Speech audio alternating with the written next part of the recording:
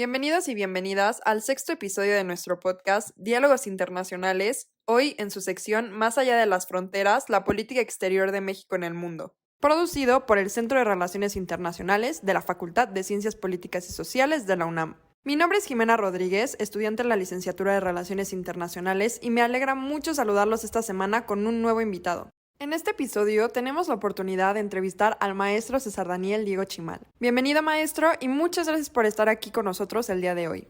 ¿Qué tal? Muy buenas tardes. Muchas gracias por la invitación, Jimena, y por la invitación a todo el equipo del CRI. Muchas gracias. Al contrario, nuevamente, muchas gracias. Este espacio es para usted y para toda la comunidad que nos sigue.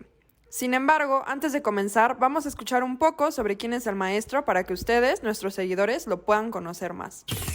El profesor César Daniel Diego Chimal es licenciado y maestro en Relaciones Internacionales por la Facultad de Ciencias Políticas y Sociales de la UNAM. A lo largo de su carrera, se ha desempeñado como profesor de asignatura de materias como Análisis de Coyuntura, Economía Internacional, Temas Contemporáneos de América Latina y Política Exterior de México.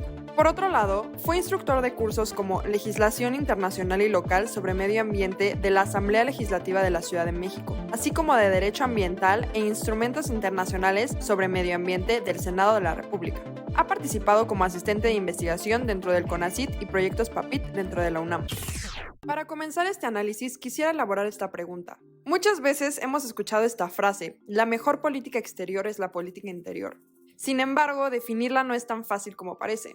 La complementariedad entre política interior y la política exterior es un fenómeno fundamental en las relaciones internacionales. ¿Podría explicarnos en qué consiste esta complementariedad y cómo podría ser definida? Sí, mira, yo creo que es una situación muy importante dentro del estudio de la política exterior, entender que esta responde a el interés fundamental del Estado, el interés nacional, y que como cualquier otra política de Estado, básicamente la política exterior tiene como finalidad conseguir los objetivos propuestos a partir de ese interés.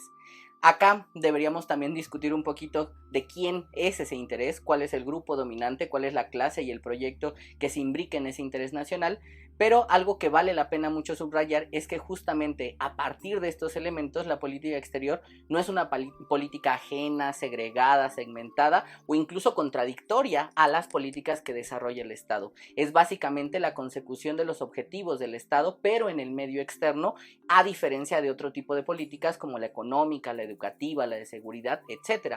Todas tienen como finalidad responder a ese interés nacional. Y en ese sentido, la política exterior, como fundamento, al responder al interés nacional, debe buscar en el medio externo aquellas capacidades o debe incluir las condiciones necesarias para que el Estado cumpla con ese objetivo que se propone. Y por eso hay una complementariedad, porque en realidad la política exterior no es una política que vaya desapegada de la política interna y responde en ese sentido.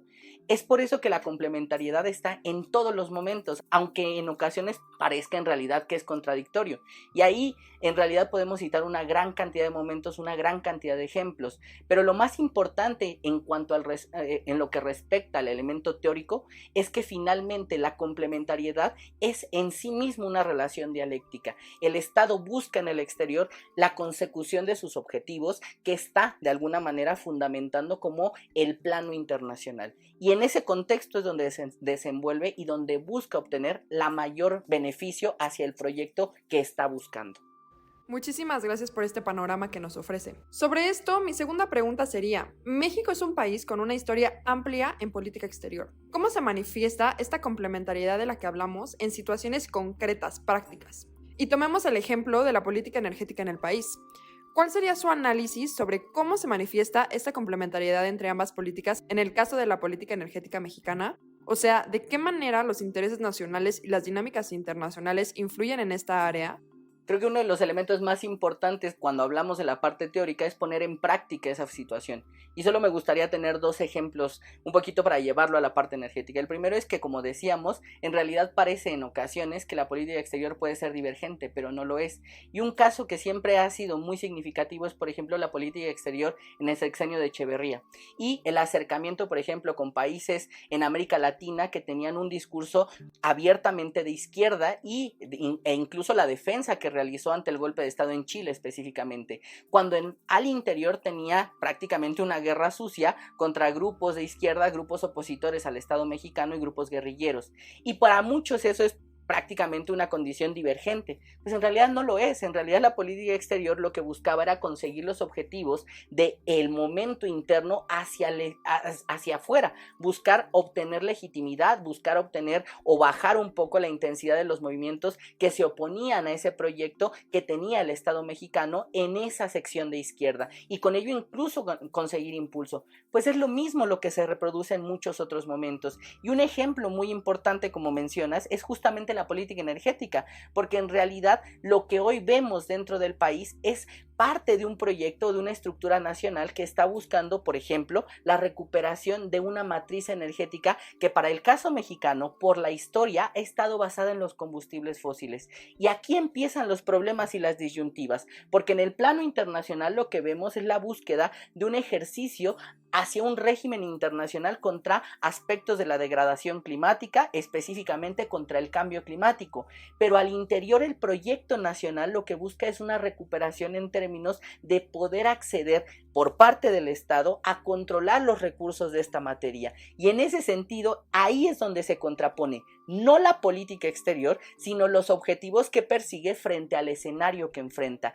Y es muy complicado evaluar esto bajo una condición si la política es buena o mala, sino que hay que entender que el proyecto de clase que fundamenta el Estado mexicano en torno a la política energética, en este preciso momento es muy contradictorio hacia la situación de ir abandonando, entre comillas, paulatinamente el uso de los combustibles fósiles.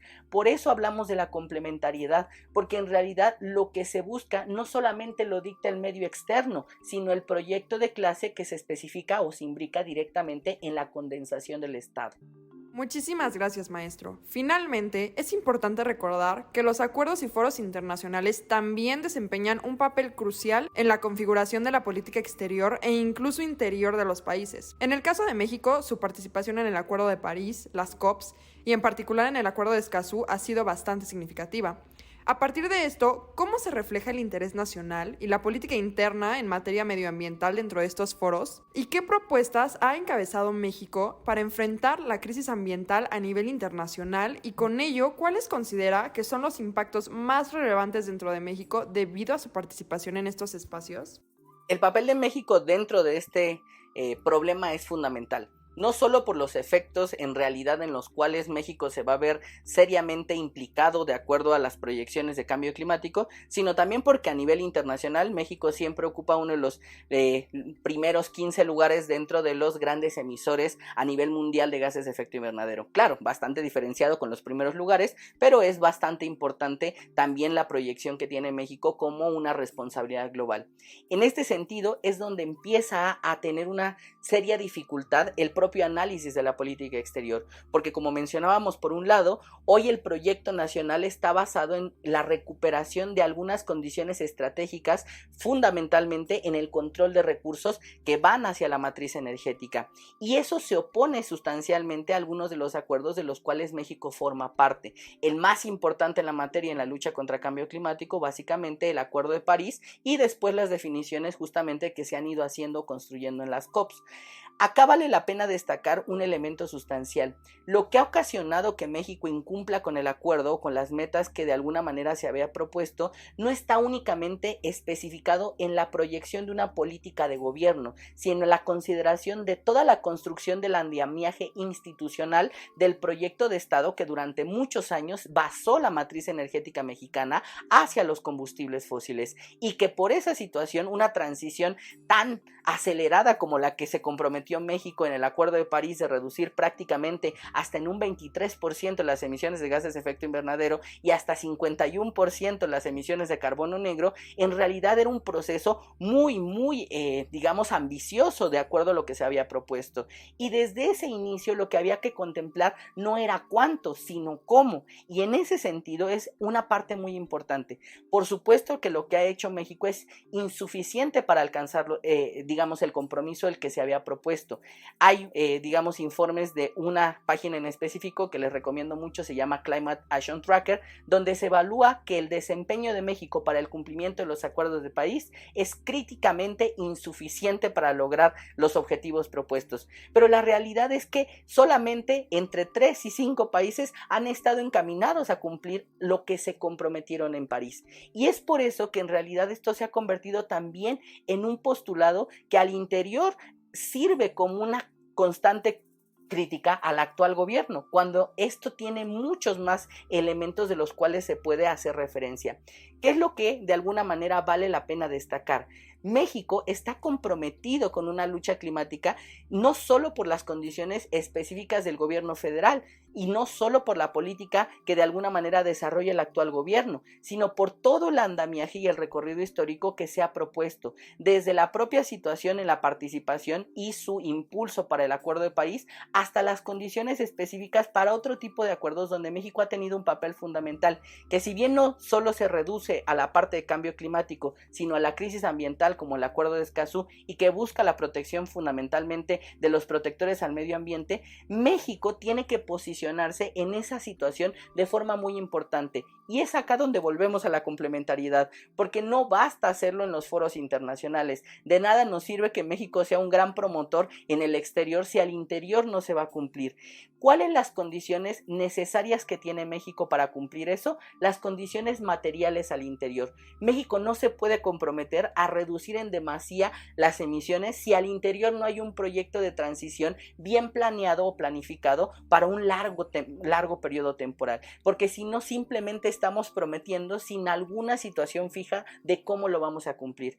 Y por supuesto que en el Acuerdo de Escazú no basta con comprometerse en la parte externa a velar por los intereses de las personas que se comprometen a la situación de la defensa del ambiente, sino que hay que hacerlo respetar, incluso con una legislación interna mucho más dura o robustecida, justamente para la protección de este tipo de situaciones y para las personas dedicadas enteramente a la situación de la defensa de la degradación ambiental. Con ello, la realidad es que uno de los elementos iniciales con los cuales partíamos la plática sobre la complementariedad, lo que nos ubica es la política exterior no solo es la mejor política interna, básicamente es la política interna expresada en el exterior. Y bajo esas condiciones, si bien la frase tiene muchas críticas y deberíamos comenzar a cuestionar cómo estamos pensando, la realidad es que la política exterior no es una separación, sino que es la consecución de los intereses de Estado. Y no hay política climática, energética o de medio ambiente efectiva en el exterior si al interior el Estado no hace lo necesario por salvaguardar las condiciones medioambientales.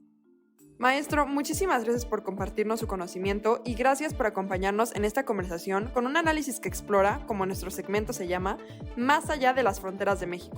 Sobre todo en un cuadro tan relevante como la crisis climática, donde podemos observar no solo en este ejemplo, sino en muchos más, un lugar en donde la política interior y la política exterior se alimentan entre sí. Esperamos verlo muy pronto en este espacio. Muchas gracias. Gracias a usted y también gracias a nuestros seguidores que, como en cada episodio, insisto en que busquen más información sobre este tema para enriquecernos juntos. Nos vemos pronto.